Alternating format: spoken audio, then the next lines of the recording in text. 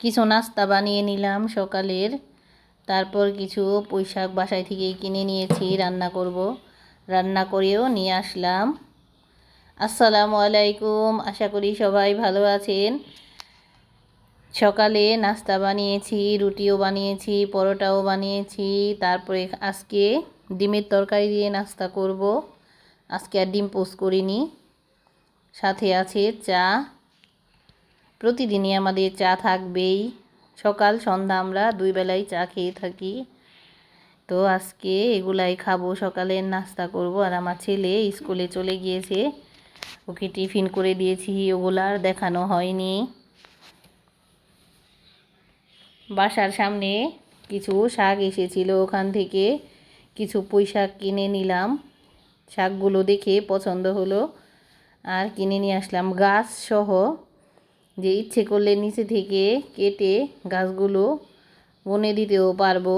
শাকগুলো অনেক সুন্দর, কচি। রান্না করার পর বুঝতে পারবো খেতে কেমন লাগে। তো দেখলেই বোঝা যাচ্ছে। আজকে কি কি রান্নার আয়োজন করলাম চলুন দেখি। যে ভাতের চাল ধুয়ে রেডি করেছি, মাছ রান্না করব, এখানে সবজি দিয়ে শুটকি রান্না করব, আর কিছু শাক দিয়ে দিব এগুলার সাথে। আজকে এগুলাই রান্না করব। এই তো মাছ রান্না করতেছি, ভাত হয়ে গেছে। এখন এই যে মাছের মশলাটা কষিয়ে নিলাম। এখন মাছ দিয়ে ভালোভাবে কষিয়ে নেব। এগুলা হলো শোল মাছ। তো ছোট ছোট করে কেটে নিয়েছি। শোল মাছ আমরা ছোট ছোট করে কেটেই রান্না করে খাই, এভাবেই আমাদের মজা লাগে। বড় করে কাটি না, অন্য কোনো মাছ বড় করে কাটি, শোল মাছটা ছোট ছোট করে কাটি। কিছু টমেটো দিয়ে দিলাম।